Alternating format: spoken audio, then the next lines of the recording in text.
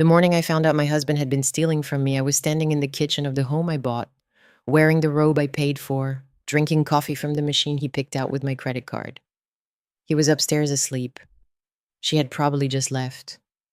And I stood there in that quiet kitchen, looking out at the Atlanta skyline turning pink with sunrise, and I felt absolutely nothing. Not rage, not tears, not the earth cracking open beneath my feet the way you would expect when your entire marriage turns out to be a carefully constructed lie. Just nothing, cold, clean, clarifying nothing. And that was the moment I knew exactly what I was going to do. But let me back up, because you need to understand who I was before that morning. You need to understand what I had built, what I had given, and what he thought he was getting away with. Because the most dangerous thing my husband ever did was look at me and see someone soft. My name is Vivian. I am 38 years old. I am a senior partner at one of the most respected corporate law firms in Atlanta, Georgia. I specialize in high-stakes mergers, hostile acquisitions, and asset protection. I have sat across boardroom tables from Fortune 100 executives and watched grown men sweat through their shirts when I started asking questions about their financials. I have won cases that other attorneys called unwinnable. I have protected the wealth of people whose names you would recognize from the covers of national magazines. I am very good at what I do, exceptionally good. But here is the thing about being exceptional at your work. The people at home sometimes stop seeing the exceptional and start seeing the convenient. They start seeing the salary and not the woman earning it. They start seeing the house and not the person who signed the mortgage. And my husband, Marcus, had been seeing the convenient version of me for a very long time, before I figured it out. Before I go any further, let me know where you are watching from in the comments below. And hit like and subscribe if you have ever poured everything you had into someone who was quietly draining you dry while smiling to your face. Because this story is for you. Marcus and I met 11 years ago at a charity gala in Buckhead. He was charming in the way that only truly dangerous men can be. Warm eyes, easy laugh, the kind of smile that made you feel like you were the only person in the room. He was working in commercial real estate at the time, mid-level, respectable, ambitious enough to be interesting. I was 37 then, 2 years into my partnership track, working 70-hour weeks and living on cold brew coffee and determination. I was not looking for anyone. I was not even particularly looking up from my work long enough to notice anyone. But Marcus noticed me. He pursued me with a patience and a consistency that I found genuinely impressive. He was not flashy about it. He did not overwhelm me with grand gestures. He just kept showing up, remembering small things I mentioned, leaving coffee on my desk when I had an early hearing, calling on the nights I said I would be working late just to ask if I had eaten. He felt like steadiness in the middle of a season of my life that was mostly chaos. Yes, and I fell for it completely. We got married 4 years later in a small ceremony at a vineyard outside the city. 30 guests, simple flowers, a dress I loved. I paid for everything, but that felt fine at the time because Marcus had just left his real estate position to pursue what he called his true passion, developing a boutique property investment firm of his own. He had a business plan, he had meetings lined up. He had energy and optimism and a confidence about it all that made me believe in it too, so I supported him. Fully, without hesitation, without condition, the way you support the person you have decided to build a life with. I paid our mortgage on the house in Ansley Park, a 4-bedroom craftsman I had purchased 2 years before we married and that we had agreed would stay in my name. I paid our utilities, our groceries, as our vacations. I funded the startup costs for Marcus's firm, which he named Callaway Group, after his mother's maiden name. $50,000 the first year to cover office space and licensing and the equipment he said he needed. Another $30,000 the following year, when he said the firm was close to its first major deal and just needed one more push. I did not track it obsessively. I trusted him. That was my first mistake, not the money, the trust. Meanwhile, I kept climbing. I made senior partner at 36, the youngest woman in the firm's history to hold that title. My salary was substantial. My portfolio of clients was growing. I had quietly begun building a personal investment strategy separate from our household finances, something my own father had always told me to do. Liquid assets, a private account. As a small but growing real estate trust in my name only. Not because I distrusted Marcus, not in those early years, just because my father, who had been a tax attorney himself, raised me to always understand the difference between what was yours and what was shared. I listened to him. I'm glad I did. But even with everything I was earning and building, I gave Marcus an extraordinarily comfortable life. He drove a Range Rover I paid for. He wore suits from a tailor on Peachtree Street that billed to an account with my name on it. He belonged to a golf club I had never once visited. He traveled to conferences in Miami and Las Vegas and once to Lisbon, all of which he expensed back to what I thought was the Callaway Group operating account. I found out much later that account had been empty for over 2 years. The signs were there. I want to be honest about that.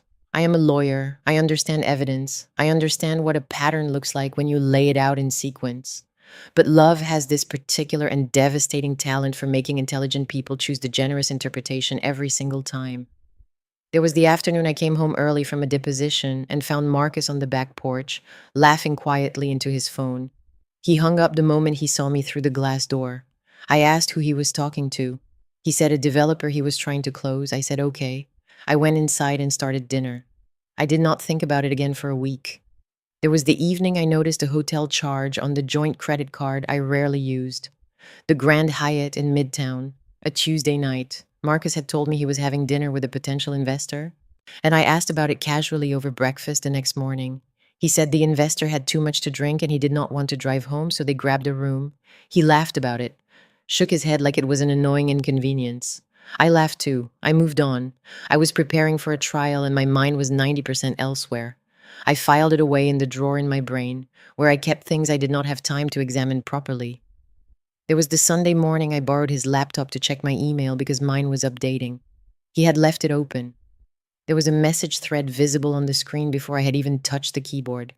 I caught only 3 words before I closed the tab. The words were "miss you already." The sender name was a woman I did not recognize. I sat very still for a moment. Then I told myself it was probably a client. As an old friend. Something innocent I was misreading because I was tired and overworked, and my mind had been running on fumes for months. I gave him the benefit of the doubt I no longer had any rational reason to give. I closed the laptop. I made us both eggs. We sat at the kitchen table, and he talked about a deal he was supposedly closing, and I listened and smiled, and I did not say a word about what I had seen. I am not telling you these things to shame myself. I am telling you because I want you to understand that the version of me who missed these signs was not stupid. She was devoted. She was giving someone she loved every possible chance to be who she believed he was. There is a difference. And the moment that version of me finally ran out of chances to give was the morning everything changed. It was a Wednesday in late February. Cold by Atlanta standards, which means the kind of damp gray chill that settles into your bones and makes the whole city feel muted and slow. I had left the office early because I had a migraine building behind my left eye, and my assistant had physically taken my laptop off my desk and pointed at the elevator. I came home at 2 in the afternoon. Marcus's car was in the driveway, which was unusual. He was supposed to be at a meeting downtown. I let myself in through the side door, off the kitchen, because I had not taken my main key that morning. I set my bag down on the counter quietly, trying not to aggravate the headache. The house was not silent the way it should have been. There were voices upstairs, 2 of them, and then a laugh, hers, low and easy and entirely comfortable in my home, in my hallway, as in what I can only describe as the acoustic space of a woman who had been there many times before and felt completely at ease. I did not go upstairs. I want to be clear about that. I stood at the bottom of the staircase with my hand on the newel post, and I made a conscious decision. Going up there would have given me a scene, a confrontation, tears and screaming and slamming doors and all the loud, exhausting theater of a betrayal exposed in real time. And I did not want a scene. I wanted evidence. I wanted leverage. I wanted the kind of documented, organized, legally airtight picture of what Marcus had been doing that would leave him absolutely nowhere to stand when the moment came. I walked back into the kitchen. I brewed a cup of tea I did not drink. I sat down at the table and I breathed, slowly. Like the way I breathe before I walk into a courtroom for a case I have prepared for 6 months.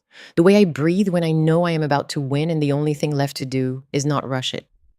I pulled out my phone and I called my paralegal, a brilliant young woman named Deja, who had worked with me for 4 years and who I trusted completely. I asked her to pull together 3 things without asking me why. First, the complete transaction history on the Callaway Group business account, which I had signing authority on as the guarantor of the original seed funding. Second, the full statement history on the joint credit card going back 36 months. Third, the contact information for a private investigator named Harlan Cross, who had done excellent discreet work for two of my clients during their divorce proceedings. Deja did not ask a single question. She said she would have everything to me within the hour. I hung up and sat in my quiet kitchen and listened to the sounds of my husband's laughter drifting down through the ceiling above me. And I smiled. Not because any of it was funny, but because he had absolutely no idea what he had just set in motion. The documents Deja sent me that evening were a revelation in the flattest, most devastating way. Not dramatic, just clear. Numbers are not dramatic, they are simply true.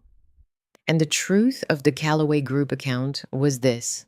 Marcus had been making withdrawals and transfers from the business account, which I had funded for over 3 years. Not small withdrawals, not expenses that could be reasonably attributed to a struggling startup.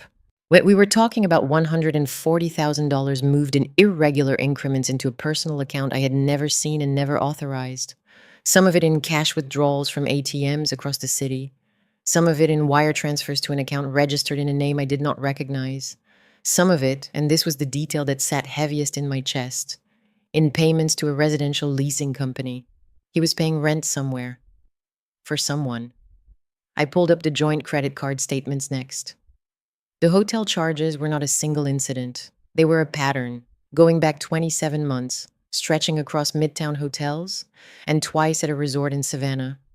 There were restaurant charges at places I had never been taken, jewelry purchases from a boutique in Virginia Highland that I had never received a single item from, spa bookings, concert tickets, a weekend at a rental property in the North Georgia mountains that he had told me he spent with his college roommate. I sat with those statements for a long time. Not because I needed more convincing. I was already convinced. I sat with them because I was building the picture in my mind the way I build a case. Carefully, completely, without a single gap in the evidence that opposing counsel could exploit. When I finally closed my laptop that night, it was past midnight. Marcus had come home at 7, made himself dinner as if the world was perfectly ordinary, told me he had a headache, and gone to bed early. I had said goodnight and returned to my reading, the same way I had done hundreds of times before. He suspected nothing. He never did. That was what he never understood about me. The stillness was not passivity. The quiet was not weakness. I had spent 15 years in a profession that rewarded the person who did not react, who did not telegraph their hand, who held every card close and played them only when the timing was exactly right. Marcus had watched me work that way in professional contexts and somehow never connected it to what I was capable of in personal ones. He thought the warmth of our marriage was who I was at my core. It was one part of who I was, but only one part. Harlan Cross called me the following morning. He was exactly what his clients always described. Efficient, thorough, easy to talk to, deeply uninterested in judging anyone. I gave him the name I had found on the lease payments. He told me he would start that day. That he was back to me within 10 days with a report that confirmed everything and then added several details I had not anticipated. Her name was Camille. She was 31. She worked in marketing at a hospitality company downtown. She was, by every visible measure, a lovely and ordinary person who had made the rather significant error of becoming involved with a married man who was financing her lifestyle with money he had quietly stolen from his wife. The apartment Marcus was paying for was a 2-bedroom in Old Fourth Ward. Harlan's photos showed Marcus entering and leaving on an average of 4 evenings per week. There were photos of them at restaurants, at a farmer's market, once outside a jewelry store where he was holding a small bag with a ribbon on it. There were 11 months of documented visits. This was not a recent thing. This was a life he had built in parallel to ours. A whole second life, funded entirely on the back of mine. I thanked Harlan. I paid his invoice immediately. I saved every photograph, every document, every piece of the report onto an encrypted drive I kept in my office safe. Then I called my personal attorney. Not someone from my firm, where conflict of interest could complicate things. A woman named Renata, who practiced family law out of a small but formidably sharp firm in Decatur, who I had referred clients to for years and who I trusted with the kind of ruthless objectivity this situation required. Renata listened to everything I told her. She was quiet for a moment when I finished. Then she said very calmly that what I was describing constituted not just marital infidelity, but potentially criminal financial fraud, given the nature of the transfers and the account structures involved. She said we had several very powerful options and that we should meet the following morning to begin mapping out exactly how we wanted to proceed. I said that sounded perfect. I told her I wanted everything locked tight before Marcus had any idea we were coming. I told her I wanted him to have no opportunity to move assets, make calls, or construct any kind of defensive narrative before the full picture was already on record. Renata said she understood completely. She had worked with attorneys like me before. She knew what we meant when we said locked tight. I went home that evening and cooked dinner. Salmon and roasted vegetables and a bottle of wine Marcus had been saving for a special occasion. I poured him a glass. I asked about his day. He told me about a deal that was allegedly progressing, something about a commercial property in Buckhead he was hoping to close by spring. I listened and nodded and refilled his glass when it was empty. He was relaxed and warm and completely at ease in the home he was living in on my income while spending my money on another woman across the city. After dinner, he kissed me on the cheek and said he loved me. I said it back. And I meant it in the past tense. I meant it the way you mean it when you're saying goodbye to something that used to be real but has been hollow for a very long time and you are finally ready to let it go. He did not hear the difference. He never would. What neither of us said at the dinner table was the thing that was now, quietly and irreversibly, already in motion. The legal documents were being drafted. The financial forensics were being reviewed. The clock had started. He thought he was sitting across from his wife. He was actually sitting across from the most prepared opposing counsel he would ever face in his life, and he didn't have the first idea. There is a particular kind of discipline required to live inside a lie you know about while the other person does not. Not to perpetuate the lie, not to add to it, simply to exist within its architecture calmly, professionally, without giving a single thing away, while you quietly dismantle every support beam, holding it up from the outside. As I had spent 15 years practicing exactly that kind of discipline in courtrooms across this city, keeping my face neutral while opposing counsel said something infuriating, keeping my voice level while a judge ruled against a motion I knew was airtight, controlling the temperature of every room I walked into simply by controlling myself first. Living with Marcus during those weeks was the hardest version of that discipline I had ever practiced. Not because I still loved him in the way I once had. That had already shifted into something quieter and colder the moment I sat in my kitchen and heard her laughing in my home. What made it hard was the sheer normalcy of him.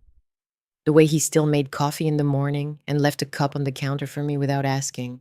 The way he still reached for my hand during movies. The way he still said goodnight and meant it to sound like tenderness. He had no idea the ground beneath him was already gone. He was walking on air and calling it solid. And every single morning I woke up next to him and watched him sleep and felt nothing but a clean surgical patience, waiting for exactly the right moment to let him fall. Renata and I met 4 times over the following 3 weeks. Always at her office in Decatur, always early in the morning before my regular schedule began, always with the door closed and our phones face down on the table. She was meticulous and she was fast, which I appreciated enormously. She had already begun the process of formally documenting the unauthorized transfers from the Callaway Group account. Because I was the guarantor on that account. But because my personal funds had seeded it directly and the transfers had been made without my knowledge or consent into accounts I had no visibility on, Renata told me we had a very strong foundation for a civil fraud claim running alongside the divorce proceedings. 2 separate legal tracks, divorce on one side, financial fraud recovery on the other, both moving simultaneously so that Marcus would have nowhere to focus his defense without leaving the other flank completely exposed. She also told me something I had already suspected, but needed to hear from someone else. The house in Ansley Park had always been in my name alone. I had purchased it before the marriage. We had never refinanced or retitled it jointly. It was mine, cleanly and entirely. And no divorce proceeding was going to change that, regardless of what Marcus believed about his residency rights.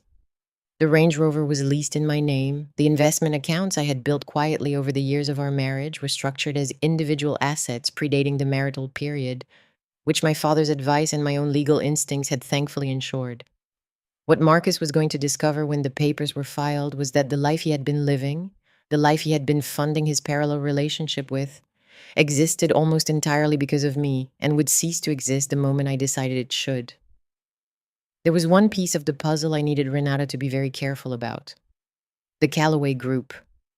Marcus had, at various points over the years, has shown me documents suggesting the firm had clients and active deals and a functional business presence. I had believed him because I had not looked closely enough. What the forensic accountant Renata brought in confirmed was that the Callaway Group had generated almost no legitimate revenue in its entire existence. The few actual transactions on record were small, poorly documented, and in two cases structured in ways that the accountant described as creative, and the rest of us would describe as fraudulent. Marcus had been operating a shell, a beautifully maintained, impeccably presented shell of a business that existed primarily to justify his schedule, his expenses, and his time away from home. And I had funded it, all of it, $140,000 of my money, plus 4 years of household expenses, plus a lifestyle that he had augmented with another $46,000 in credit card charges for a woman who did not know his wife was a corporate attorney, quietly building the case of her life. I want to tell you about a specific Tuesday about 2 weeks into this process. I had a late client meeting that ended at 7, and I came home to find Marcus in the kitchen, dressed up, nice jacket, dress shoes, the cologne I had given him for his birthday. He told me he had a dinner with an investor running late and he would probably not be home until after 10. He kissed me on the cheek. He straightened his jacket in the hallway mirror. He looked at himself with the easy confidence of a man who believed he was entirely in control of his world. And I looked at him and thought about the photographs Harlan had taken, as the ones of him outside the jewelry boutique. The ribbon on the bag, the smile on his face in that photo was the same smile he was wearing right now, standing in my hallway, kissing my cheek goodbye, before going to spend my money on another woman. I said, "Have a good evening." I locked the door behind him. I poured myself a glass of wine and sat at my desk and spent the next 2 hours reviewing the final draft of the divorce petition Renata had prepared. It was thorough, it was precise, it was the kind of document that, once filed, would leave Marcus looking in every direction at once, trying to understand how the walls had closed in so completely without him ever hearing them move. The filing date we chose was a Friday, 3 weeks out. Renata selected it deliberately, as filing on a Friday meant the documents would be officially on record before the weekend, before Marcus had access to his own attorney during business hours, before he had the working week infrastructure to mount any kind of immediate response. It also meant I would have the weekend to be completely unavailable while he processed the reality of what had landed in front of him. I would not be home. I would not be answering calls. I would simply be gone, and the silence would do more work than any confrontation ever could. But the Friday filing was only one half of the plan. The other half required a location, an audience, and a moment that Marcus would walk into entirely on his own because he thought he was walking into something else entirely. Here is what I did. One of my firm's most prominent clients, and a man named Gerald Okafor, who ran a private equity group with significant Atlanta holdings, hosted an annual spring dinner at his home in Tuxedo Park. It was an invitation-only event, small and exclusive, usually around 60 guests drawn from the city's legal, financial, and development communities. I had attended every year for the past 7 years, and Gerald had become a genuine friend over that time. Marcus had attended with me twice in earlier years and had charmed the room thoroughly, the way he charmed every room he walked into. Gerald had liked him. Several of Gerald's colleagues had liked him. Marcus had, in fact, spent considerable energy over the past year dropping Gerald's name in conversations about his business connections, suggesting a proximity to that world that he had cultivated largely through me.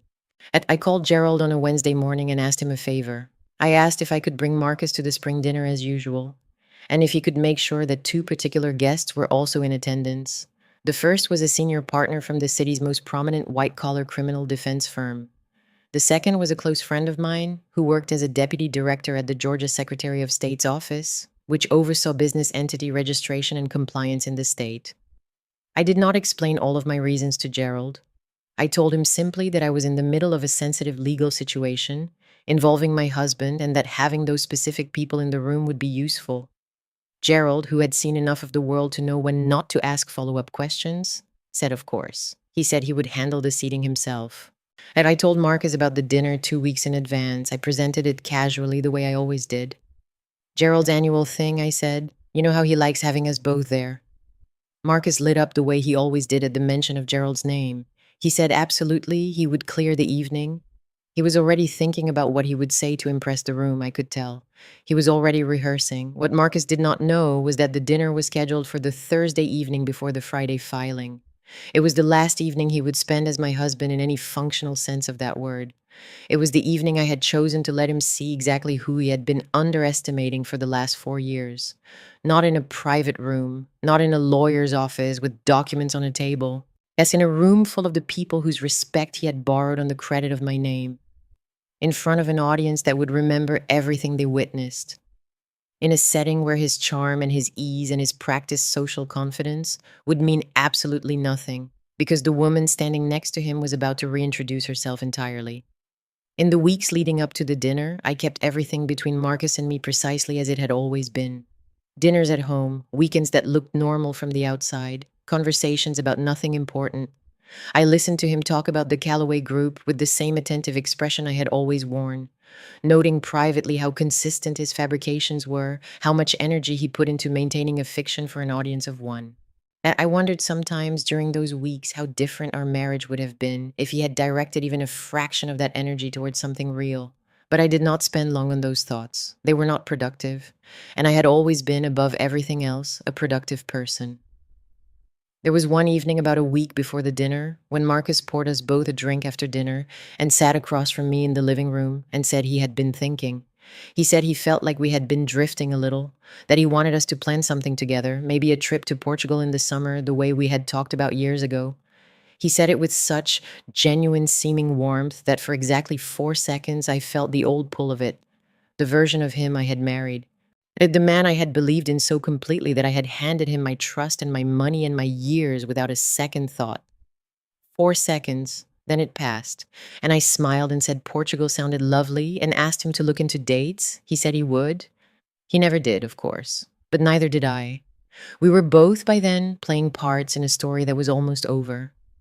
The Thursday of the dinner arrived with the particular golden quality that early Atlanta spring sometimes produces. That specific afternoon light that makes the city look softer and more forgiving than it actually is.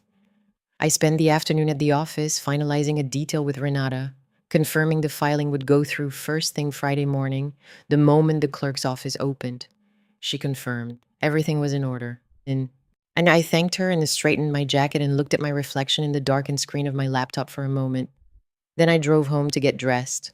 I took my time getting ready that evening. I wore a dress I had bought 6 months ago and saved for a night that felt significant. Deep emerald green, structured, the kind of dress that communicates authority without announcing it. Simple jewelry, heels that were comfortable enough for a long evening and high enough to mean business. I looked at myself in the mirror for a long moment, and I thought about the woman who had stood at the bottom of that staircase 2 months ago listening to her husband laugh with someone else in her own home. I thought about how still she had been, how measured, how she had not gone upstairs and screamed the way the world might have expected her to. At how she had gone to the kitchen instead and made a cup of tea and picked up her phone and started building what came next. That woman was still here. She was wearing emerald green and her game face, and she was ready. Marcus knocked on the bedroom door when he was dressed. He looked good, I will give him that. Dark suit, white shirt, no tie, because he knew the crowd skewed toward relaxed confidence rather than formal. He had spent some time on his appearance. He was planning to work the room. He said I looked incredible. He said it with the ease of a man who had no idea he was complimenting his own executioner. I said thank you. I picked up my clutch. I said we should go. Gerald's home in Tuxedo Park was everything it always was. Warm light through tall windows. A garden that smelled of jasmine and expensive effort. 60 people who collectively represented a significant portion of the legal and financial architecture of this city, drinking good wine and talking with the comfortable fluency of people who had known each other across many rooms over many years. Marcus took a glass of champagne from a passing tray and immediately spotted a man he wanted to talk to, and excused himself with a hand briefly on my waist. I let him go. I watched him cross the room. I took my own glass and I found Gerald, who greeted me with the quiet warmth of someone who understood the weight of the evening without needing it explained. He told me my two requested guests were both present. The defense attorney was near the fireplace. My friend from the Secretary of State's office was in the garden. I thanked him. As I made my way through the room with the calm and purpose of a woman who had been navigating rooms like this one for 15 years, I spoke to people I knew. I smiled. I accepted compliments on the case I had won 3 weeks ago that had made the business section of the Atlanta Journal-Constitution. I was completely, entirely, unshakably myself. Marcus was across the room being charming. He was talking to two men who ran a real estate investment trust, dropping the name of the Callaway Group with his usual casual confidence, suggesting deals in progress and relationships in development. I could not hear the words, but I had watched him do this enough times to know the performance by heart. He was at his most comfortable in rooms, like this one, borrowing the credibility of the people around him and wearing it like it was his own. A dinner was served at long tables arranged in Gerald's dining room, doors open to the garden. I was seated 3 places from Gerald at the head. Marcus was seated at the opposite end of the table, which had not been an accident. Gerald had arranged it exactly as I asked without making it obvious. Marcus caught my eye across the length of the table and raised his glass slightly. I raised mine back. I smiled. He smiled. He turned back to his conversation. The dinner was wonderful. The food was excellent. The conversation sharp and warm, the way it always was in Gerald's home. I ate and I talked, and I was completely present in every exchange, which is how I have always operated regardless of what is happening beneath the surface. The ability to be entirely in the room, entirely engaged, while another part of your mind holds the larger picture steady and undisturbed, is perhaps the most valuable professional skill I have ever developed. That evening it was serving me extraordinarily well. Dessert was being cleared when Gerald stood and said a few words about the season, about the business climate, about a new initiative his firm was supporting. He was warm and brief, and people applauded comfortably. And then, because Gerald was Gerald and had understood my request more fully than I had even articulated, he said there was one more thing he wanted to acknowledge this evening. He said he wanted to take a moment to recognize one of the people at his table who had recently achieved something the broader room might not yet be aware of. He looked at me. He said that earlier that week, the managing committee of my firm had formally voted to elevate me to managing partner, a position that carried with it full executive authority over the firm's direction, client portfolio, and financial structure. He said it was an honor that had been years in the making and was entirely deserved. He led the applause. The room turned toward me. 60 people, including the white-collar defense attorney, including my friend from the Secretary of State's office, including 2 real estate investors Marcus had been performing for all evening, including Marcus himself, whose face I was watching very carefully, and whose expression, in the space between Gerald's words and the beginning of the applause, moved through something I can only describe as a rapid series of recalibrations. Surprise first, then something like confusion, and then a version of that smile he always produced for public moments. But underneath all of that, if you knew how to look, which I absolutely did, there was a flicker of something sharper, the beginning of a realization that he had perhaps not fully mapped the territory of the woman he had married. I stood. I thanked Gerald. I thanked the room. I was gracious and warm, and I did not look at Marcus for more than a moment during my brief remarks. When I sat back down, the conversation resumed around me with the easy momentum of a room full of people who felt good about what they had just witnessed. And I picked up my glass and I took a slow, quiet sip, and I thought about the papers that were sitting in Renata's filing system, time-stamped and ready, waiting for 9 o'clock the following morning. The evening ended the way good evenings do, gradually and warmly, people drifting toward the door in pairs, saying their goodbyes with the unhurried ease of people who would see each other again soon. Marcus found me near the garden entrance and put his arm around my shoulders as we thanked Gerald and said our goodnights. In the car on the way home, he was quiet for a few minutes. Then he said, "Managing partner, you did not tell me." I said the vote had only been finalized a few days ago. He said that was a big deal. I said yes, it was. He said we should celebrate. I said yes, we should. He reached across the console and put his hand over mine. I let him. He had no idea it was the last time. When we got home, Marcus went straight upstairs. I told him I had some notes to review and I would be up shortly. I sat at my desk in the study and opened my email. There was a message from Renata sent at 9:47 that evening. It said simply, "All confirmed, filing at 9 tomorrow. Everything is in order." I read it twice. I closed the laptop. I sat for a moment in the quiet of the house I owned, in the chair I had chosen, at the desk I had bought with the first real bonus of my career, in the city I had built my life in, and I felt the particular and profound satisfaction of someone who had been patient long enough. Tomorrow it would begin. Tonight I slept better than I had in months. Friday morning arrived the way consequential mornings always seem to: quiet, ordinary on the surface, the kind of morning that looks exactly like every other morning until it does not. The coffee maker clicked on at 6:30 the way it always did. The light through the kitchen windows was thin and pale. Marcus came downstairs in his robe and poured himself a cup and stood at the counter scrolling through his phone the way he did every morning of our married life. I was already dressed. Full suit, hair done, heels on, ready in the way that is less about appearance and more about intention. Marcus looked up and said, "You are leaving early." I said I had a breakfast meeting. He said, "Okay." He turned back to his phone. I picked up my bag. I looked at him one last time, standing in my kitchen, in my house drinking coffee I had paid for, completely unaware that in 2 hours and 47 minutes, a process server was going to arrive at this address with documents that would end the life he had constructed so carefully on the foundation of everything I had built. I did not feel the urge to say anything meaningful. I did not feel the pull toward a final moment of connection or confrontation, or any of the dramatic punctuation that this kind of morning invites in movies and television. I just felt ready, clean and ready and entirely certain. I said, "Have a good day, Marcus." He said, "You too, Viv." I walked out the door. I did not look back. Renata called me at 9:14. She said the filing had gone through without issue. The petition for divorce was officially on record. The simultaneous civil complaint for financial fraud and recovery of misappropriated funds had been filed in a separate but coordinated action. The process server had the Ansley Park address and would be there within the hour.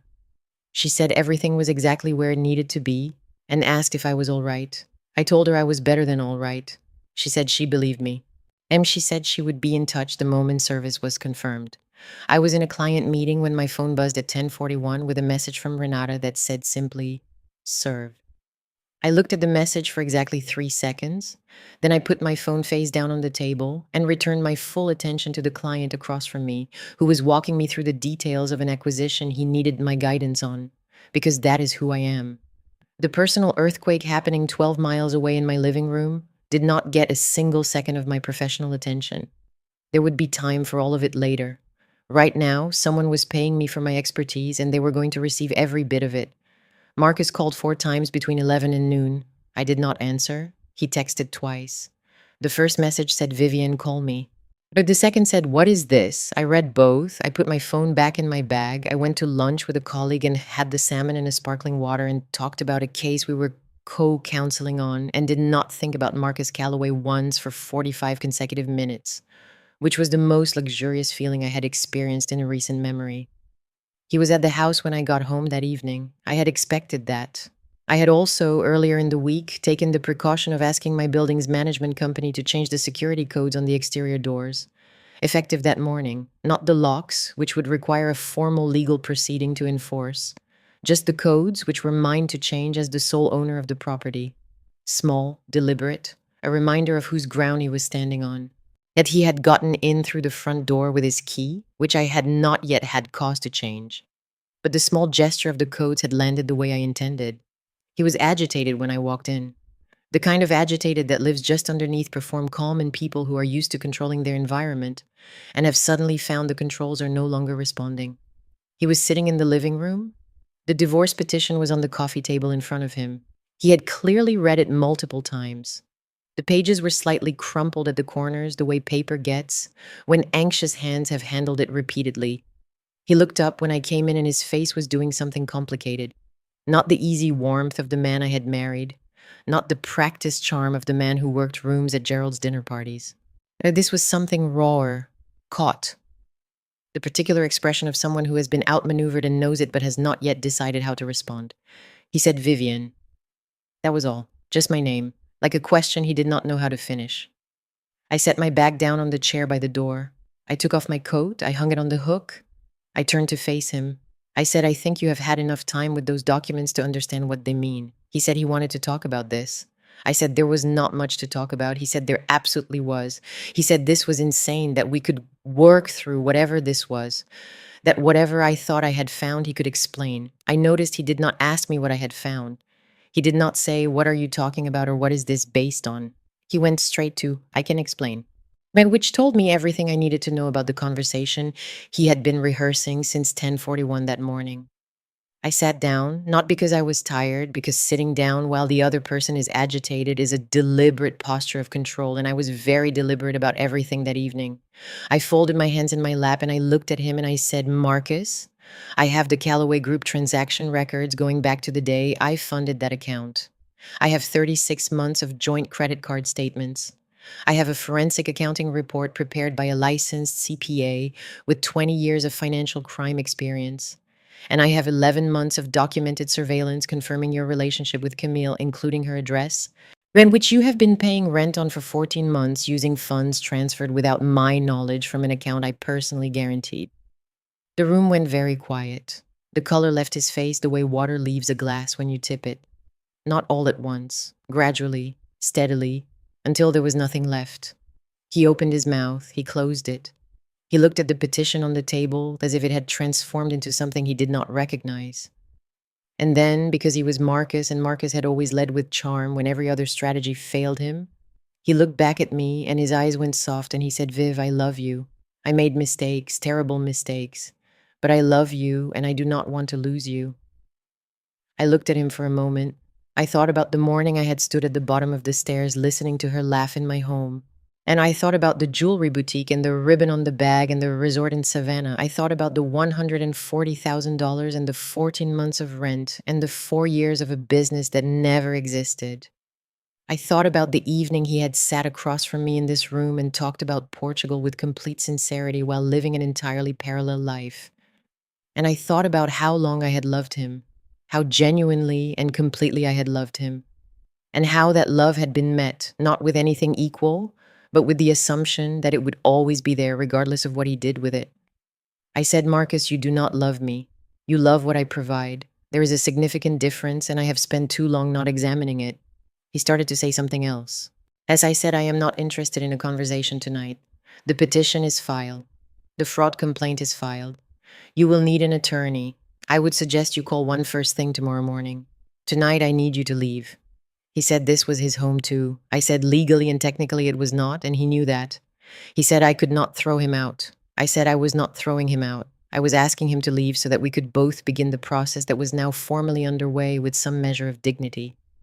I said if he preferred to involve law enforcement in that process, I could make a phone call. He looked at me for a long moment. He looked at the petition.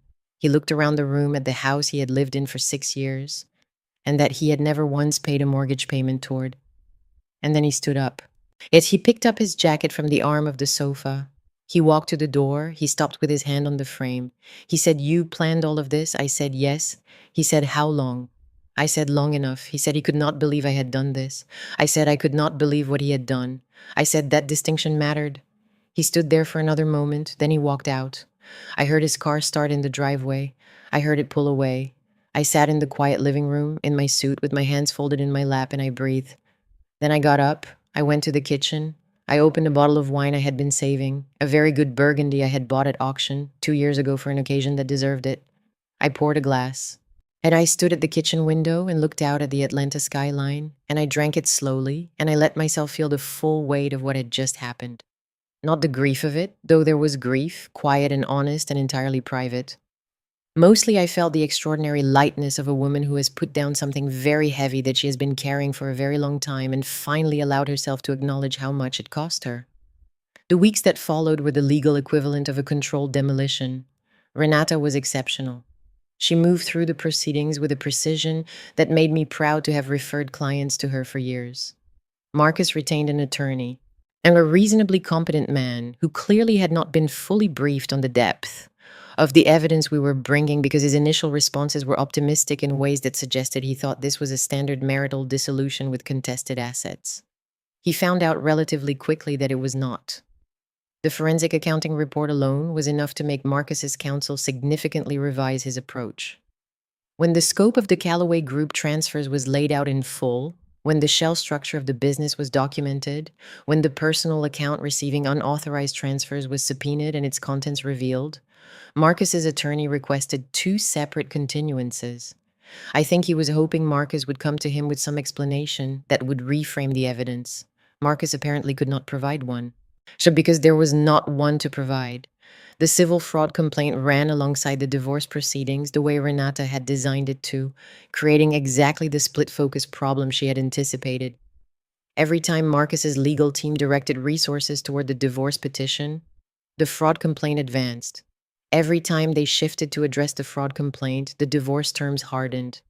It was a two-front pressure campaign, and it was working with a thoroughness that even I, who had designed it with Renata, found quietly impressive to watch from the inside. Marcus's attorney eventually approached Renata with a settlement proposal, and I read it on a Tuesday afternoon in Renata's conference room with a cup of coffee, and the particular reading pace of someone who is not in any hurry because the document in front of them is entirely insufficient and they already know it. The proposal offered to repay $60,000 of the $140,000 in documented transfers over a 36-month payment plan, to relinquish any claim to the Ansley Park property, and to accept a no-fault divorce dissolution. In exchange, Marcus wanted the civil fraud complaint dropped entirely. I put the proposal down. I looked at Renata. I said no. She nodded like she had expected nothing else. She said she would draft our counter. Our counter was not a negotiation. It was a full accounting, full restitution of all documented misappropriated funds. It's $140,000 plus the documented credit card expenditures for personal use during the marriage, totaling an additional $46,000, a lump sum payment, not a payment plan, full relinquishment of any marital claims, and a signed statement of financial misconduct that we would hold in reserve, not for publication, but as security against any future legal action Marcus might consider. The civil fraud complaint would be suspended, not dropped, pending full compliance. If he complied completely, it would be closed. If he deviated from any term, it would be immediately reactivated and pursued to its full conclusion. Marcus's attorney called Renata within 48 hours. He said his client needed time to secure the funds. Renata said he had 30 days. He said that was not enough. She said it was going to have to be. He said Marcus did not have that kind of liquid capital. Renata said that was unfortunate, and perhaps Marcus should have considered his liquidity before spending 4 years misappropriating someone else's assets. He went quiet for a moment. Then he said he would be in touch. Marcus called me directly 4 days later. I answered because I was curious what he would say when the formal channels had not given him what he wanted. He sounded different from the man who had stood in my living room the evening of the filing. The performance had thinned. What was underneath was something more genuinely afraid. He said, "Vivian, I need you to understand that I cannot put together that amount of money in 30 days. I said I understood that. He said, "Then how am I supposed to comply?" As I said, that was a question for his attorney and his financial situation to work out between them, not for me. He said this was going to ruin him. I said the decisions that created this situation were the ones that were going to ruin him. I said I was not the architect of his consequences. I was simply the person who had stopped absorbing them on his behalf. He said, "Please, Viv." He said it quietly, without the performance. Just the word and my name and the particular exhaustion of a person who has run out of angles. And for a moment I heard the man from the vineyard wedding, the man who had left coffee on my desk, the man I had believed in so completely that I had handed him my trust without reservation.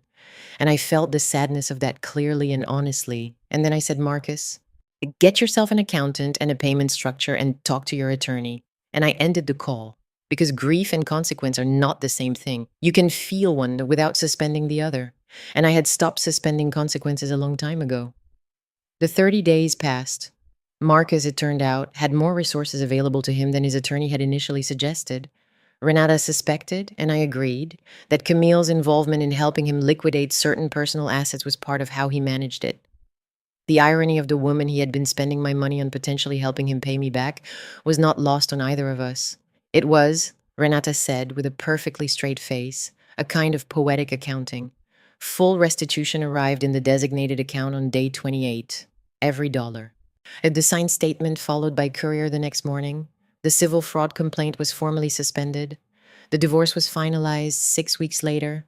I walked out of the courthouse on a Thursday afternoon in April, with Renata beside me and the warm smell of Atlanta's spring in the air, and the particular feeling of a chapter that has ended so completely there is nothing left to close. Renata shook my hand on the courthouse steps. She said it had been one of the most satisfying cases she had worked in years. I told her the referrals would keep coming. She laughed. We went our separate ways. I drove back to Ansley Park. I parked in the driveway of my house. I sat in the car for a moment looking at the front door. Then I went inside. I walked through every room slowly, not looking for ghosts of what had been, just looking at what was mine. Cleanly, fully, entirely mine. The kitchen where I had stood with my hand on the counter and made the decision to be strategic instead of emotional. The living room where I had sat across from him and said the words that ended it. The study where I had reviewed Renata's draft at midnight and felt the satisfaction of preparation completed. My house, my rooms, my life. I opened the second bottle of good Burgundy.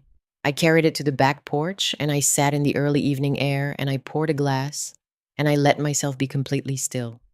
Marcus, I learned through the peripheral channels that exist in any city where everyone who matters knows everyone else, had moved into a smaller apartment in a neighborhood that represented a significant step down from Ansley Park. The Callaway Group had been formally dissolved by the state, partly because its registration had lapsed during the proceedings, and partly because there was genuinely nothing left of it to maintain. He was, by various accounts, working in a leasing role at a mid-sized commercial property company. The work was legitimate, but modest. The income was a fraction of the lifestyle he had constructed. Camille, from what I understood through sources I neither confirmed nor denied, had ended the relationship sometime during the legal proceedings. The apartment in Old Fourth Ward had apparently been vacated. I did not look into this further. It was not relevant to me. What was relevant to me was what came next, not as reaction to Marcus, not as recovery from betrayal, as the simple and purposeful continuation of a life that had always been fundamentally mine, but which I had temporarily allowed to be shared with someone who did not treat that sharing with anything like the respect it deserved. The managing partner role was real, and it was substantial, and it was consuming in the very best way. I had more authority over the firm's direction than I had ever held before, and I used it with the same precision I applied to everything else. I brought in 2 new clients in my first quarter as managing partner, whose combined billings exceeded what I had generated in the previous full year. I restructured the junior associate review process in a way that made the firm more efficient, and I was told by several of the associates directly, significantly less brutal. I hired a new paralegal to work alongside Deja and built a team that was, I believed, the sharpest I had ever led. Yes, I also did something I had not done in years. I started leaving the office before 8 in the evening. Not every night, but several nights a week. I went to dinners with friends I had been canceling on for years. I attended a concert series at a venue in Cabbagetown that a colleague had been recommending for 2 years. I started running again early mornings along the trail system near the house, in the particular Atlanta quiet that exists before the city wakes up, and the air still has that cool cleanness to it. I cooked real meals in my kitchen. I read books that had nothing to do with law. I relearned the texture of my own life when it was not being organized primarily around the needs and fiction of someone else. It was not uncomplicated. Now, I want to be honest about that because I think honesty is more useful than the version of this story where the woman walks out of the courthouse and immediately feels completely whole. There were evenings I sat on that back porch and felt the genuine weight of what I had lost. Not Marcus specifically, not the man he had turned out to be, but the idea of him. The marriage I had believed I was building, the future I had imagined in those early years when everything had felt like a beginning. That loss was real, and I gave it the time it deserved. I did not rush past it. I did not dress it up as something cleaner than it was. But loss and devastation are not the same thing, and the difference between them is often simply whether you have built anything of your own that remains standing when the thing you lost is gone. I had built plenty. My career, my home, my financial independence, my reputation in a city where reputation is a form of currency and mine had only grown through everything that had happened. My friendships, which I had somewhat neglected during the marriage, and was now methodically, joyfully rebuilding. Myself. The version of myself that had stood at the bottom of a staircase and chosen strategy over reaction. That had sat across from a man she had loved and spoken the truth without flinching. That had walked out of a courthouse in April sunlight with her name entirely her own again. That woman was not devastated. That woman was, if she was being completely honest, something very close to free. There is something nobody tells you about the period after a major legal battle concludes. Everyone prepares you for the fight. It had the sleepless nights and the document reviews and the strategy sessions and the adrenaline of watching a plan execute itself with precision. People understand that part intuitively. What they do not prepare you for is the strange, suspended quality of the weeks immediately after. When the machinery stops and the silence comes in, and you are standing in the middle of your own life, with all the obstacles cleared away and nothing left to do but decide what you actually want to build in the space that has opened up. I had been operating at combat tempo for 4 months. Every morning had an objective, every evening had a purpose tied to the larger strategy. My mind had been running at the particular frequency of a person who is simultaneously managing a high stakes professional role and a covert legal dismantling of a personal life, again, doing both with the kind of focus that leaves very little room for anything else. And then suddenly it was over. The papers were signed, the money was returned, the man was gone. And I was standing in my house on a Saturday morning in late April with a cup of coffee, and nowhere I absolutely had to be, and nothing I absolutely had to prepare for. And the quiet was so complete it was almost loud. I sat with that quiet for a long time, not fighting it, not filling it immediately with work or plans, or the productive busyness I had always used to structure my days, just sitting with it, letting it be what it was, the silence after a verdict. The particular stillness of a woman who has won and is now learning what winning actually feels like from the inside when the courtroom empties and the gallery goes home, and it is just her and the truth of what she has done and what comes next. What came next, I decided, was a trip, not Portugal. Portugal had been Marcus's suggestion, and I had no interest in spending my freedom in a geography tainted by his imagination. I booked 2 weeks in Lisbon anyway, because I had wanted to go for years before he ever mentioned it, and I was not going to let his having mentioned it take the city from me. I also spent 4 days in the Douro Valley because someone at my firm had described it in a way that made me put it on a mental list 2 years ago. And I had never acted on it. I went alone. I did not experience this as sad or as brave. As I experienced it as simple, I was a person who wanted to see a place, and I went to see it. The absence of a companion was simply the absence of a compromise. Lisbon was exactly what I needed without my having known I needed it. Old and unhurried and full of a particular quality of light that fell differently than Atlanta light, softer and more golden, the kind of light that makes everything it touches look like it has been there forever, and it is entirely at ease with that fact. I walked for hours every day, through Alfama in the mornings when the streets were still quiet and smelled of espresso and salt air, through Bairro Alto in the evenings when the city loosened and filled with voices and music drifting from open doorways. I ate at small restaurants where I did not know anyone, and no one knew me, and I was simply a woman at a table with a glass of wine and a view and no role to perform. It was the most anonymous I had been in years, and I loved every moment of it with a fierceness that surprised me. In the Douro Valley, I stayed at a small estate that overlooked the terraced vineyards dropping down toward the river. The evenings there were completely silent except for the sound of insects and the distant movement of water, and occasionally the soft percussion of wind through the vines. I sat on the terrace each evening with a glass of the local wine, and I read and I thought, and I let my mind do the thing it had not been permitted to do in months, which was simply wander, no agenda, no case to build, no strategy to maintain. Just the quiet and the vines and the river and the particular luxury of a woman who is entirely accountable only to herself. I thought about Marcus sometimes on those evenings, not with anger. The anger had been a tool and I had used it precisely and put it down when it was no longer needed, the way you put down any tool when the work is done. What I felt when I thought about him in those quiet Douro evenings was something closer to a clear-eyed sadness for what he had chosen, for what he had made of an opportunity that had been genuinely good. I had loved him truly, and I had given him a life that most people would have treated as the extraordinary gift it was. He had looked at that gift and seen something to exploit. That was a failure of his character and not a reflection of my worth. But which is a distinction that sounds simple and takes considerably longer to actually inhabit than anyone tells you. But I was inhabiting it slowly and genuinely in the Douro Valley with wine and silence and time. I came home to Atlanta 2 weeks later with a tan and a clarity I had not felt in years. The city looked different when I came back to it, or perhaps I was the one looking differently.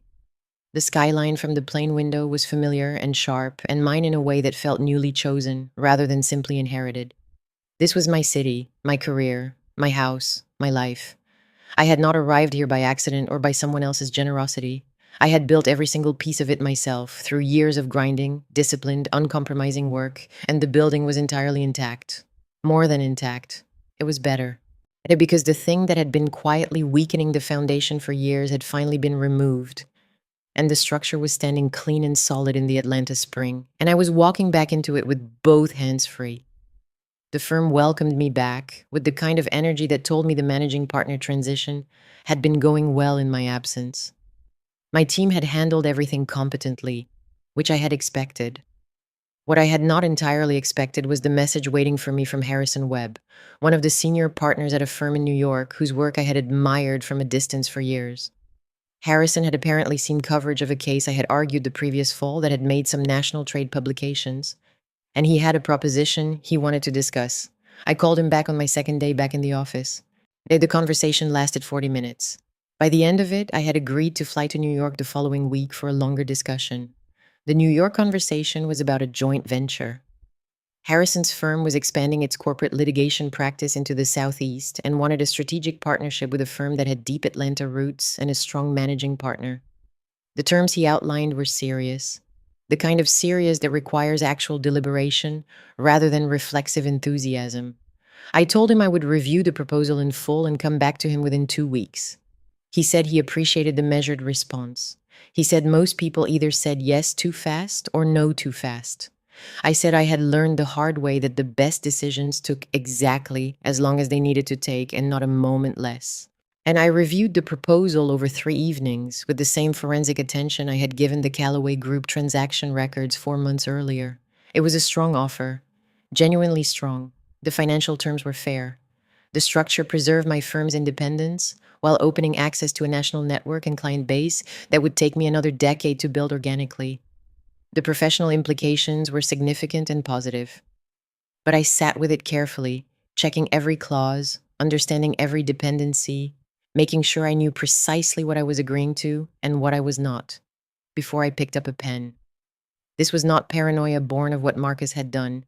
This was simply who I had always been, a woman who read things before she signed them. A woman who understood that the most important documents in your life deserve the most rigorous attention. What Marcus had done was not going to make me suspicious of the world. It was going to make me more fully and unapologetically myself, which had always included reading every line of everything placed in front of me. I went back to Harrison with 3 proposed amendments to the partnership structure. He reviewed them and agreed to 2 outright and negotiated the third into a version I was satisfied with. We signed the joint venture agreement on a Tuesday morning in late May. I flew back to Atlanta that afternoon and stood on the tarmac at Hartsfield in the warm Georgia air and thought about how much had changed in 4 months. And how completely and irrevocably different the landscape of my life was, from the morning I had left for the office while Marcus stood in my kitchen drinking my coffee and thinking he understood the limits of my world. He had never understood the limits of my world, because there were not any.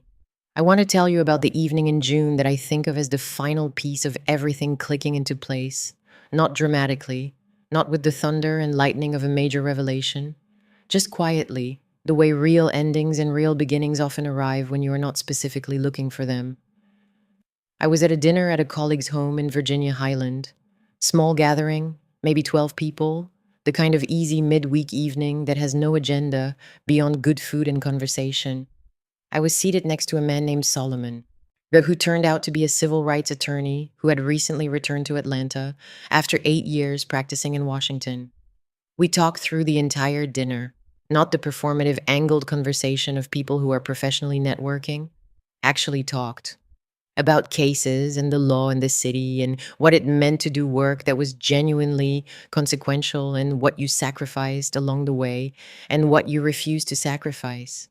He was sharp and direct and funny in a dry, unhurried way that I found immediately comfortable.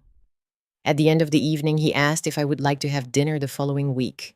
I said yes, not with the cautious overanalysis of a recently divorced woman measuring her readiness against some internal checklist.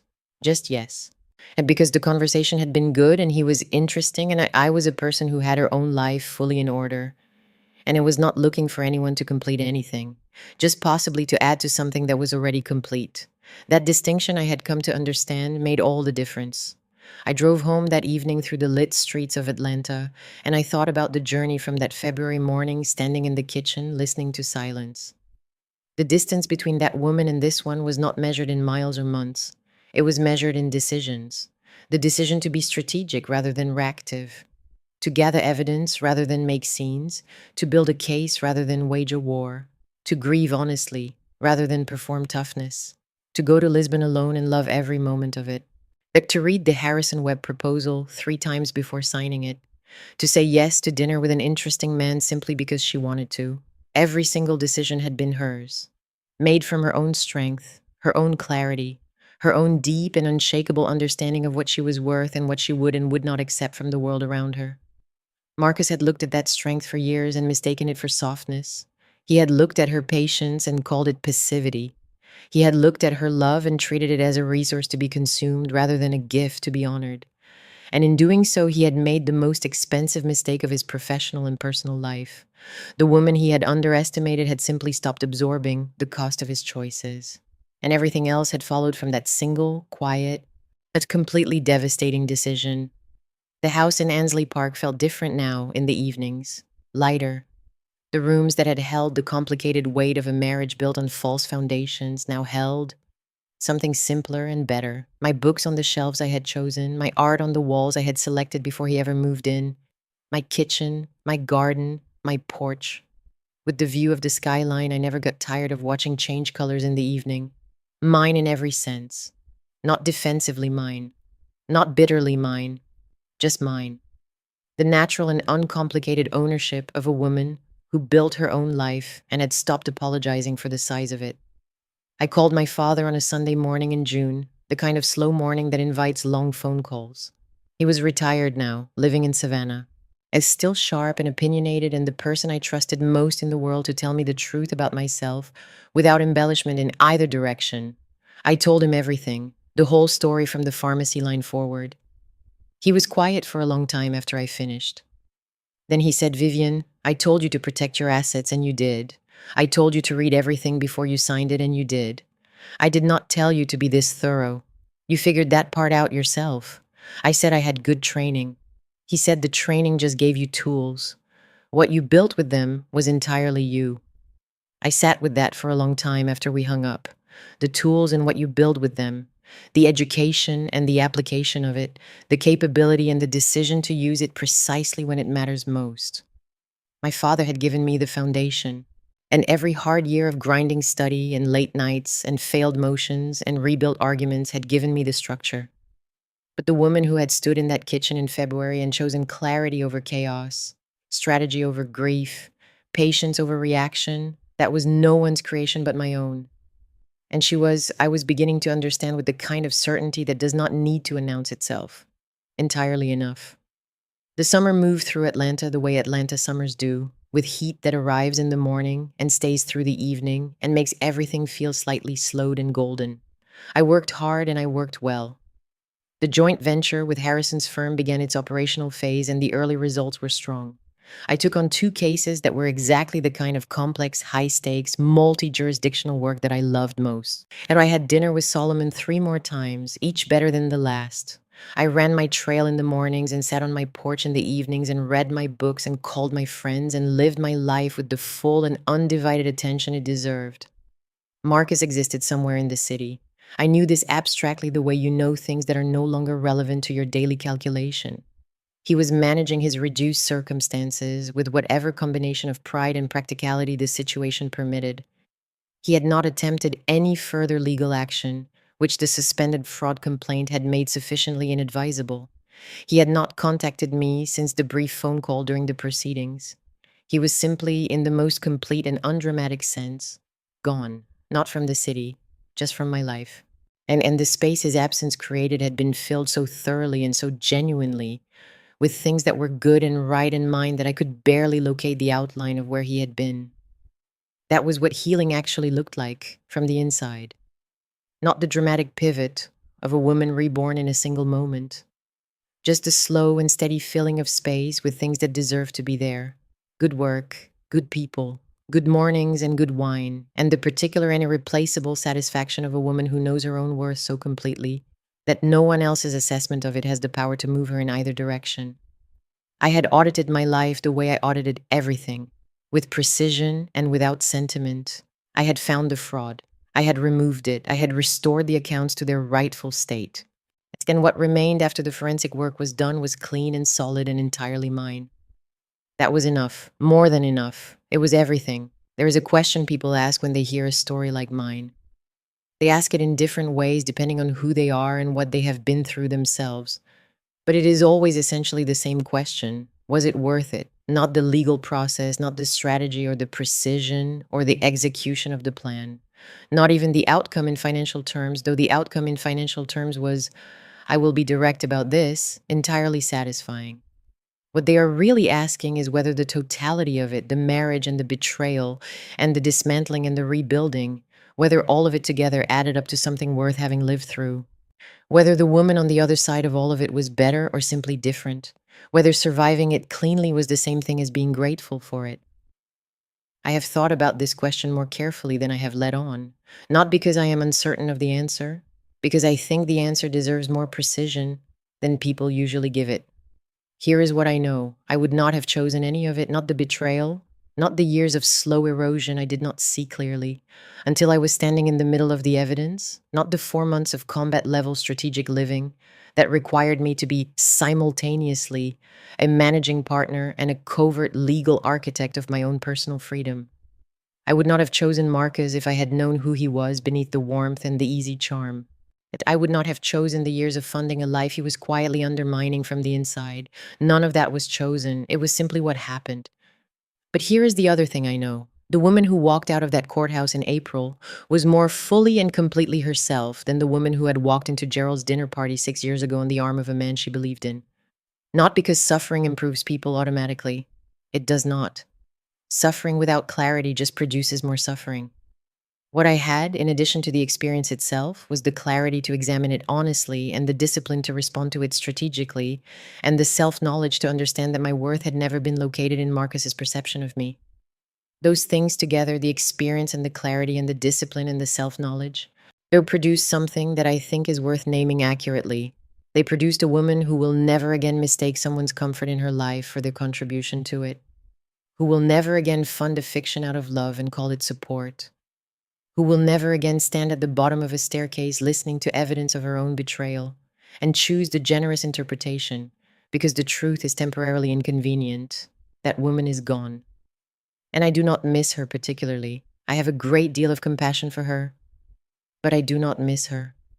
What I have instead is this, the managing partnership of a firm I have spent 15 years building into something I am genuinely proud of. A joint venture with one of the sharpest legal minds I have encountered in my career that is already producing results neither of us anticipated quite this quickly. At a house that is exactly what I want it to be, full of the things I chose and empty of the things that did not belong. A friendship with my father that has deepened since I told him the full story, since he heard what I had done, and recognized in it the best of what he had tried to teach me. A relationship with Solomon that is still early and deliberately unhurried, and entirely on terms that I am setting from a place of wholeness rather than need. And something else, something harder to name but more important than any of the concrete things on that list. A relationship with myself that is honest in a way it was not before, not harsh, not the brittle self-criticism of a woman cataloging her own mistakes, just honest. I know what I am capable of now in ways I did not fully know before. Yet because I had not yet been required to demonstrate it under that particular kind of pressure. I know that I can absorb a significant personal shock without losing my professional footing. I know that I can feel genuine grief and genuine anger and genuine betrayal without allowing any of those feelings to override my strategic clarity. I know that I can love someone fully and still hold myself accountable to the truth about what that love is meeting on the other side. I know all of these things not as theories, but as demonstrated facts. And that knowledge is worth more to me than the $186,000 that was returned to my account. Though I will confess the $186,000 is also quite satisfying. Now, I want to talk about money for a moment because I think it is important and I think people dance around it in stories like mine in ways that are not useful. Marcus stole from me. Not metaphorically, not emotionally.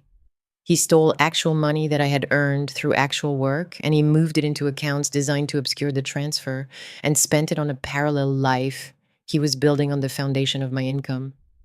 That theft was the legal and moral core of what he did, and it deserved the legal and financial consequences it received. Full stop. But the money was never the deepest wound. I want to be clear about that. The money was recoverable. I recovered it. What was not simply recoverable in the same direct way was the years. The years I spent loving someone who was not who I believed him to be. The years I spent funding a life for a man who was spending my money on a woman across the city while sitting at my kitchen table and telling me about deals that did not exist. You cannot file a civil complaint for years. You cannot get those back in a lump sum payment on day 28. They are simply gone, and the honest accounting of the situation includes acknowledging that clearly. What you can do, and what I did, is decide what you are going to do with the years you have left. Whether you are going to spend them in the diminished, cautious, half-present way of a person who has been hurt and not yet finished being defined by it, or whether you are going to spend them in the full and deliberate and unapologetically ambitious way of a woman who has examined the evidence of her own life, removed what did not belong, and then decided with complete clarity what she is going to build in the space that remains. I chose the second thing. I am still choosing it every morning when I wake up in my house and drink my coffee and look at the Atlanta skyline turning pink and feel the particular quality of peace that comes from a life that is genuinely, structurally, completely your own. I took on a new case in August that I want to tell you about because it matters to the larger picture of what this year became.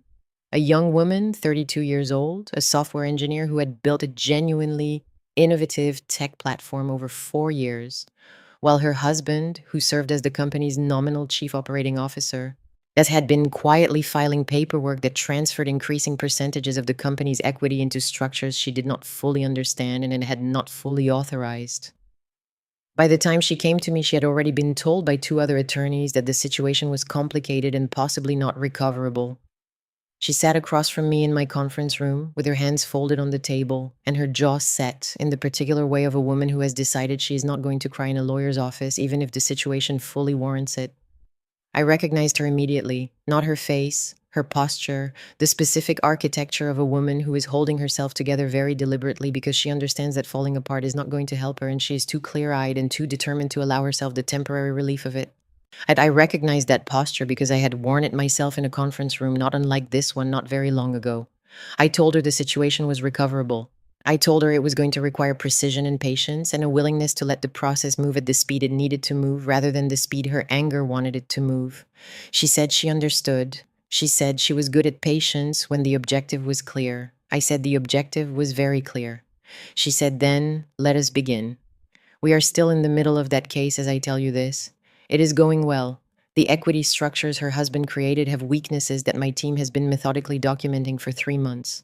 The picture we are building is thorough, and it is damning, and it is going to hold up in every form it needs to hold up in. She comes into my office every 2 weeks for an update, and she listens to everything I tell her with the same focused attention she probably brings to her engineering work, asking precise questions and taking notes and leaving with the particular calm of a person who has put her situation in the hands of someone she trusts and has decided to let that trust do its work. I think about what it means that this is the work I do, that I have spent 15 years becoming exceptionally good at something that, in its best applications, gives people back what was taken from them. That the skills I developed to protect wealthy corporate clients from the consequences of other people's financial misconduct are the same skills I use to protect myself.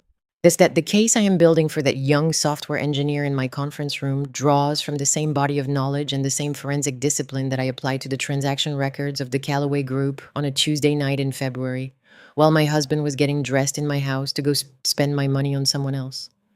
The work and the life, it turns out, were never as separate as I had been treating them.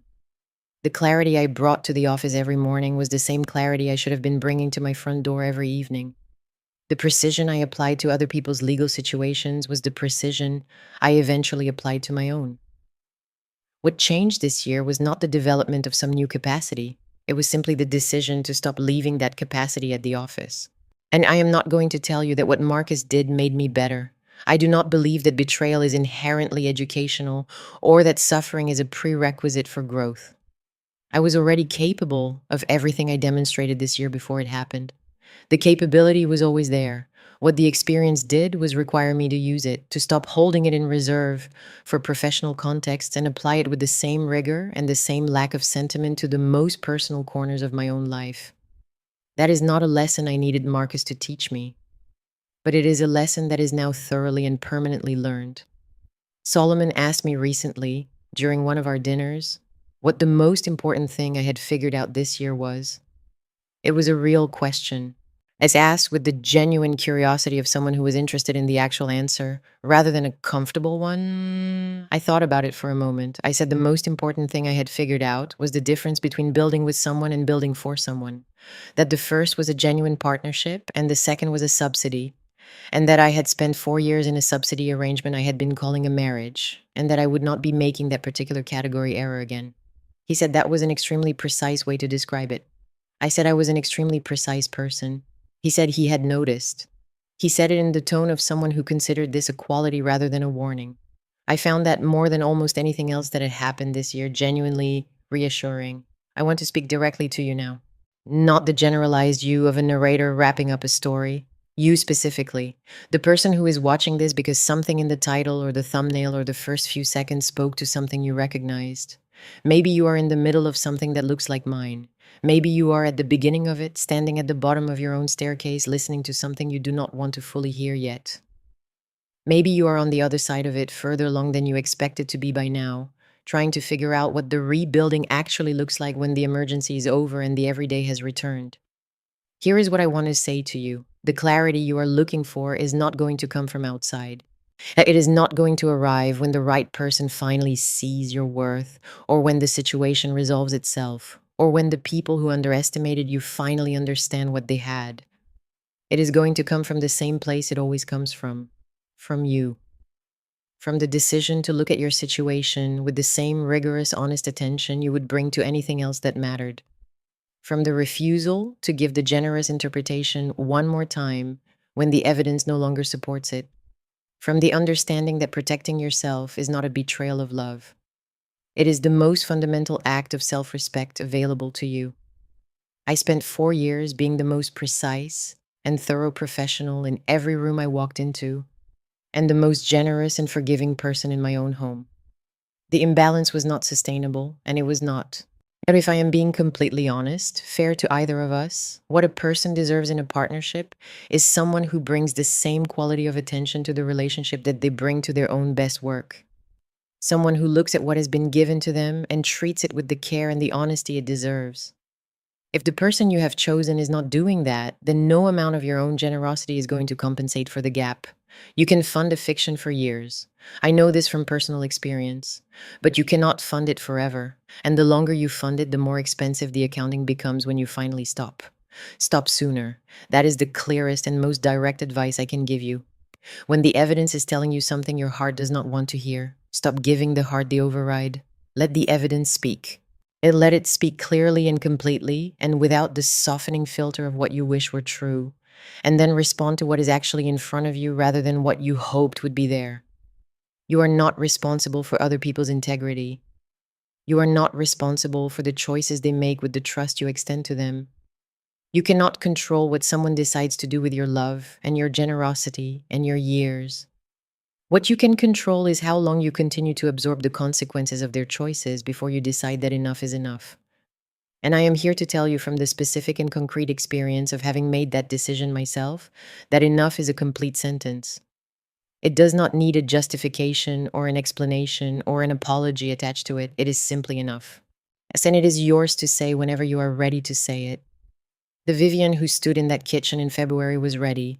She just needed to be still long enough to hear herself. The stillness was not weakness, it was preparation. And everything that followed the stillness, every document and every meeting and every evening sitting across from a man who thought he had won while the ground was already gone from beneath him, everything that followed was simply the execution of a decision she had already made the moment she chose the kitchen instead of the staircase. The moment she chose evidence over motion, strategy over spectacle, the long game over the immediate satisfaction of a confrontation that would have felt good for 10 minutes and cost her everything. That choice is always available to you. It's in whatever form your situation requires it. The version of that choice that is right for your life will look different from mine, but the core of it is the same. Choose clarity, choose precision, choose the patient and deliberate and fully informed response over the reactive and the impulsive and the emotionally satisfying but strategically ruinous. Choose yourself, not in the shallow and decorative way that phrase is sometimes used, but in the deep and structural and completely serious way of a person who understands that her life is her most important case and she's the only attorney who can argue it. I am sitting on my back porch as I finish telling you this. It is an evening in late September, and Atlanta is doing that thing it does in early fall, where the heat finally begins to release its grip and the air has a quality to it that feels like a promise. The skyline is doing what it always does at this hour, catching the last of the light and holding it for a moment before letting it go. My wine is good. My porch is mine. My life is mine. All of it, every complicated and hard-won inch of it, is entirely and completely mine. I audited my life and I found the fraud and I removed it, and what remained was worth more than anything I lost. Calculate your own worth the same way, with precision, without apology, and never, under any circumstances, sign anything without reading every single line. If this story reached something in you, I want to hear about it in the comments below. Hey, tell me where you are in your own story. Tell me what you are still carrying and what you have already put down. Tell me what enough looks like for you. And if you have not yet subscribed, please do. Because there are more stories coming. More women who chose the kitchen instead of the staircase. More evidence assembled in quiet rooms, while the people who underestimated them went about their comfortable days completely unaware of what was already in motion. More verdicts rendered in favor of the people who did the work and held the line and refused to let anyone else write the final paragraph of their story. I am Vivian. I am 38 years old. I am a managing partner and a forensic reader of documents, and a woman who went to Lisbon alone and loved every moment of it. And I am living proof that the most powerful thing you will ever do is simply refuse to be less than what you actually are. Remember that. Every single day. Remember it especially on the days when someone is standing in your kitchen drinking your coffee and calling it love.